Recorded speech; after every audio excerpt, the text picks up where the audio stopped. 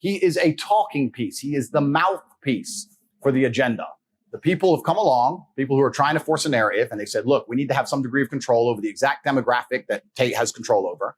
We're going to use Logan Paul and attempt to use him. And he sits there and just purports the bullshit points of view that the whole Hollywood establishment want him to purport. That guy's a pussy. Nah, that guy's a fucking. you guys are both wrong. That guy's such a bitch, and he's just like I'm on the Tate tit. I'm on the Tate tit, and I go. Again, give me some more nourishment. You are, bro. You hate women, you hate gays, and you're racist. Of course you like Andrew Tate, you fucking scumbag. I'm in between on the Andrew, two. if you're watching this, invite me on. I'd like to have a conversation with you one-on-one. I would love to actually like ask him legitimate questions. He's such a bitch, because you're a Matrix worker. No. I am a Matrix worker. I'm trying to get everybody out of. So first things first, I want to make it very, very clear that Logan Paul is absolutely and utterly a tool of the Matrix. He's a bought and sold individual with no soul. He doesn't stand up for anything, and he doesn't mean anything he says. He gets pieces of paper from Susan or whoever else telling him what he's allowed to say on his channel to retain it. You believe that? 100%. Not only do I believe it, he's proved it himself. He will flip-flop on any issue. He can be bought and sold. The dude's a bitch. Logan Paul is a bitch, and I will say that here publicly. If anyone wants, I'll fight him for free. One sec. Where's the building? Where's you asking your creator to give you strength, wisdom, faith, knowledge? Ever. So that's you're wrestling with pride. I never ask. You're wrestling with pride. No. What? Because you think you're at the level of God that you don't need to ask him for anything? What the fuck? You guys should fight right now. That's what I'm saying, bro. No, for real. No, what? Ask for what? I'm just asking grateful. you shall receive, seeking you shall find, knocking the door shall be open. These are scripture based. Jesus is literally talking to you about it. I feel like but again, if it ain't broke, don't fix it. I feel like if I ask, there's repercussions. I don't know. Logan's an extremely emotional man, and you can see on his face, he's very, very angry and very, very upset at our success, and sits there and tries to say, no, he should be banned. He should be banned. And I was watching it going, the worst thing about this is not what he's saying. It's that he doesn't really believe it. Logan is a man who says things that because he thinks he's supposed to say them, which makes him an agent of the Matrix, makes him a coward. They create a Matrix in real time. And anyone who supports that, anyone who's going to sit here and say, oh, for our safety, it's good that we hand over absolute control of the world narratives to unknown shadow figures. As long as they don't delete my account, Susan, if I say he's a bad man, Susan, can I keep my account? You hate women, you hate gays, and you're racist. Of course you like Andrew Tate, you fucking scumbag. All of his fans, and we'll talk about fans and viewers in a minute because I think they're very different things. All of his fans, which he has none of, all of his viewers are sitting there insulting him, saying, bro, you're a fucking bitch. Like everyone, all of his own watchers are calling him names because it's so transparent and so obvious what he's doing. You hate gays and you're racist. The dude's a clown. He's a person who doesn't care about his fans. He just wants to make as much money as possible off the back of people who watch him. It's different with me.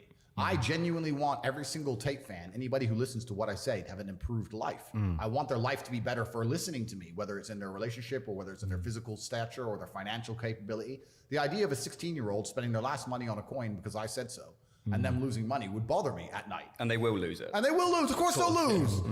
Crypto is, this is what most people don't even understand about the crypto market. It's player versus player. You can only sell it for $10 after buying it for $1 because someone's buying it at $10. Someone is out to lose. So you can't launch a coin and nobody loses. This is why I haven't launched a crypto. I can make $10 billion today if I launched a crypto, but I refuse to do it because people are going to lose under my name. Everyone's to blame. Logan, in the sense of his poor management, is his project. He still made these promises to people. I think everyone it is to blame, including Logan Paul, of course, because he was the one in charge of this, and he was responsible for all of this mess. Everybody has a big part and a massive cross to bear. Each one of them scammed the project in their own way, and then off to the sunset they went. It was his job to check the team, to make sure that everyone is working together, to make sure that he is giving the funds of the people that put it into his project under his name to people that he actually trusts. So in my opinion, if the team failed to perform, that's Logan Paul to blame. The community is destroyed. People is angry. They just want their money back. They just want their normal lives back. Reimburse those loyal fans that they have, or how to rebuild the project, actually deliver on the project for those who are still holding their eggs like I am, or for those holding the Zoo coins. So maybe they could just deliver what they promised, and that would give some redemption. this fiasco. He's not said a word. That's as bad, or almost as bad, as taking the money. It's the not coming out and just being a man about it. At least we deserve to know what was happening behind the scenes while we were waiting for almost a year and a half. The fact that we're hearing this information not from Logan Paul, but from pretty much an investigator, it really says a lot. What did this loss mean to me? It meant a lot. Not just personally, because I lost quite a lot of money. My kid and also my wife were invested. It was like telling a kid that Santa doesn't exist or something like that, because she really believed in all that game. She really believed in Logan Paul. Kids look up to that kind of people. So it was some kind of broken dream. My mum was invested. My sister was also invested. So, I mean, my daughter even had a couple of the eggs and animals, which the loss for them hurts the most, because obviously it's just not nice to see. For somebody to win, somebody has to lose. That's a gamble you take, whether you get into crypto or not. I got in knowing that I could lose, which is fine. That's on me. But I thought if I lost something, it would be because I sold at the wrong time, or the game didn't earn as much as I thought it would, and therefore my things weren't as valuable. But you never go into it thinking it's not something that they're going to just sell out from underneath you, because they could make so much more if they actually delivered on what they said, even if they delivered on close to what they said. And that's the thing, is you don't think they're going to rug you because there was so much money in a game wallet. Ultimately, at the end, the way I see it is it was fraud. Logan could have put out the red flags, told people to stop investing more into it, because people were investing to this project until the very last minute, where the ship was still just sinking down the ocean, and people were still putting their cash into it. If I was on a call with Logan Paul, I would ask him, where did his redemption arc go? I think he was on such a good streak going about his YouTube career and boxing as well.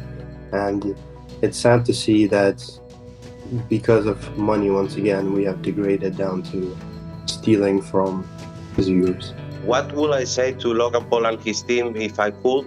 Well, actually, I could, because I have an NFT from other project that gives me the right to see Logan Paul, to meet and greet with him.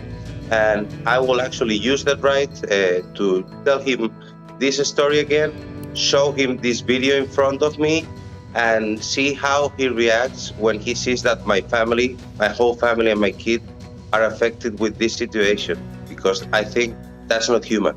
You would think that Logan would have told his fellow followers, his loyal fans, that, hey guys, back off, red flag, things are, there's turbulence in the water. No, not a single word, nothing whatsoever. To market products at children and knowing full well that his team is made up of people that he believes are shady characters. Yeah, he still goes on Forbes interviews and says the game is great for kids. It's gonna be amazing. Who loves it most? The kids. Their kids love it. Our developers' kids, all of them, cannot stop playing the game. I think that is inhumane, the way that side of it's been marketed. Knowing what's happened since, knowing that all of the people that were there from the beginning, like all of the guys that I'd speak to on a daily basis, that we've all just got nothing now. Ideally, I just want to say I'll see you in court. Bro, you're the leader of this ship. If you're fucking weak, we're all going fucking down. So don't be scared of asking God to make you strong. I don't want to be the leader anymore. Yeah, I'll start making prayers. I'll take it. We got some news for you, George. I quit this fucking show's called stupid ass show. now. I'm not gonna sit here on the Dana White podcast without fucking Dana White. Well, anyway, so if you guys can all open up to chapter 8. We had our first host walk, dude.